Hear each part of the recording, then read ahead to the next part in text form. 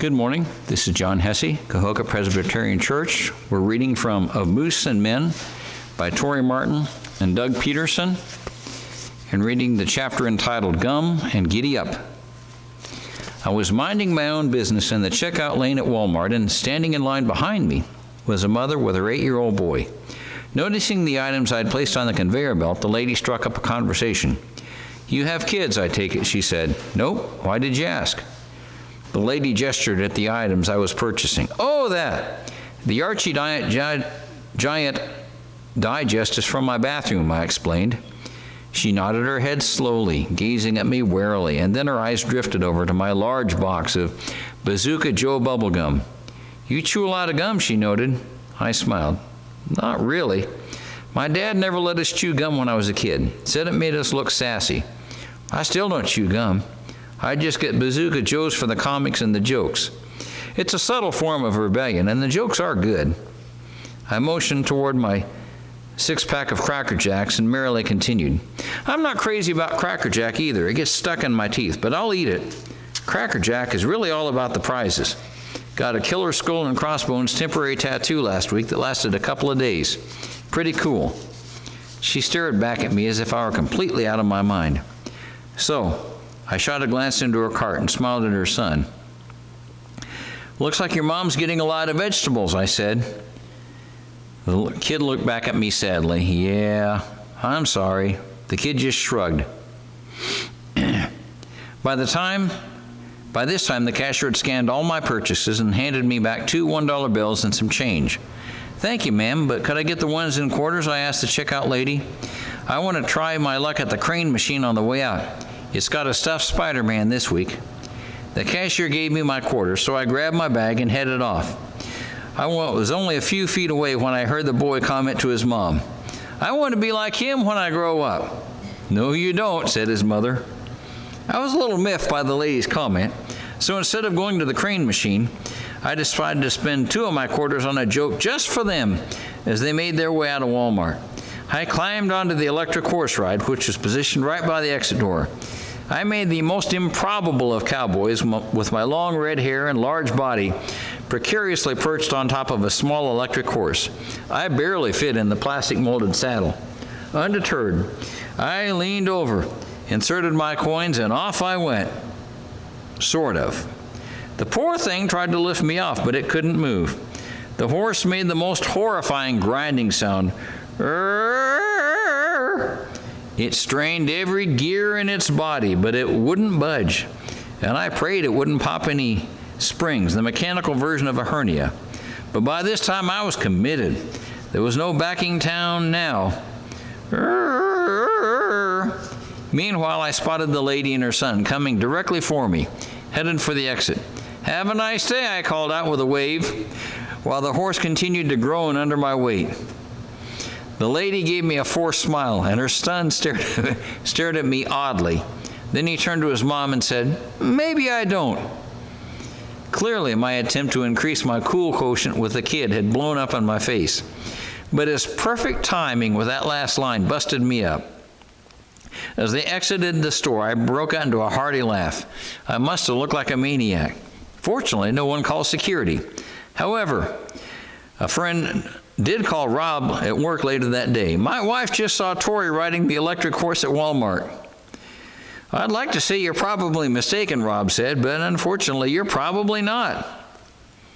Just to confirm what I had done, Rob called me and asked, "Have you ridden any electric horses lately?" Yeah, the electric kangaroo was broken." "You need to be more selective, Tori. People know us around here. And while you're at it, pick up your Tonka truck in the house. I almost tripped on it this morning." "It's not a Tonka truck, it's a remote control Batmobile." Rob sighed. "Whatever, the point is I almost broke my neck tripping on it.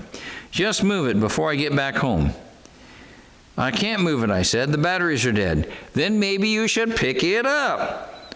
Or maybe you should bring home batteries." Another sigh.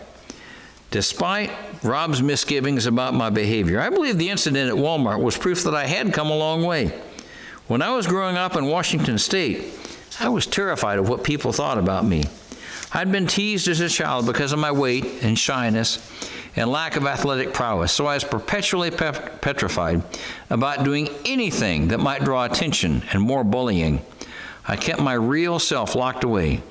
But God freed me of this fear to the point that Rob wondered if it might be a good idea if I cared a little bit more about what people thought of me. When I was a kid, I lived in my own world where bullies were defeated by superheroes. At recess, you would inevitably find me alone on the swing set, acting out the stories in my head.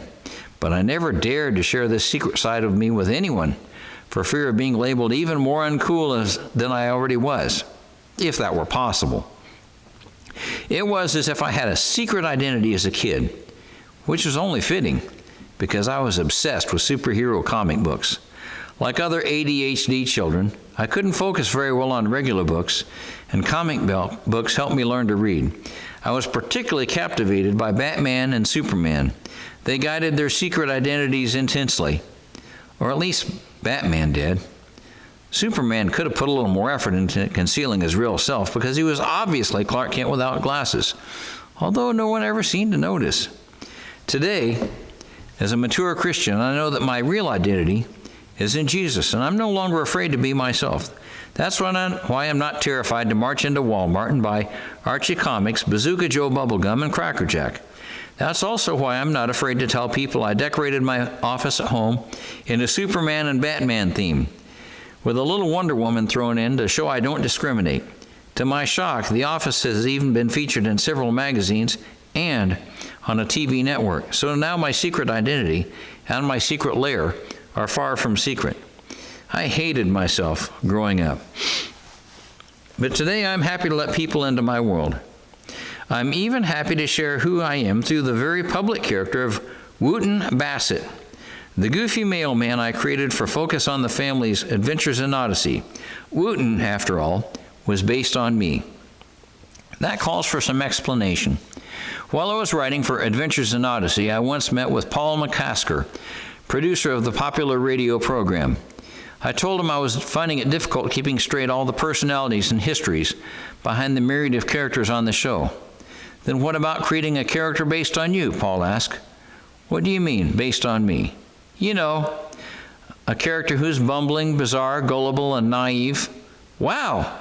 Throughout my entire 4 years of high school, I never once received a compliment, and Paul had just given me 4 in a row. The result of that conversation was my creation of Wooten Bassett, a name that Paul chose, inspired by a town in England known as Royal Wooten Bassett. The character Wooten came from Alaska, and like me, he loves to repurpose broken and discarded items. He once converted a car seat into a couch. He made a surfboard into a coffee table. He has a chandelier made from garbage cans, and he has a window shades crafted from used parachutes. He exits his house by way of a slide at an upstairs window, and his house is filled with toys that he's been collecting since childhood. In other words, it's my dream home. I wouldn't be surprised if Wooten could someday be found riding the electric horse at Walmart. Like me, Wooten also loves comic books, and he even wrote and published his own superhero comics. But as I've grown older, I've learned that we are all heroes of a sort, with access to powers unparalleled. We all have access to God. Galatians 3:26 through 29 reveals our true identity. In Christ Jesus, you all are children of God through faith. For all of you who were baptized into Christ have clothed yourselves with Christ. There is neither Jew nor Gentile, neither slave nor free, nor is there male or female. You are all one in Christ Jesus. If you belong to Christ, then you are Abraham's seed and heirs according to the promise. We have been clothed in Christ. I like that image, because being clothed in Christ is even better than having a cape or spandex costume. We are created to be like Christ, to put on his qualities of peace, love, joy, and sacrifice, like a superhero putting on a costume. Sure, we all have our own personal kryptonite, our own flaws and sins, but the great truth is we no longer have to look at ourselves the way the world does. We only need to look at ourselves the way God does, and he thinks we're super. And thank you very much, and God bless you.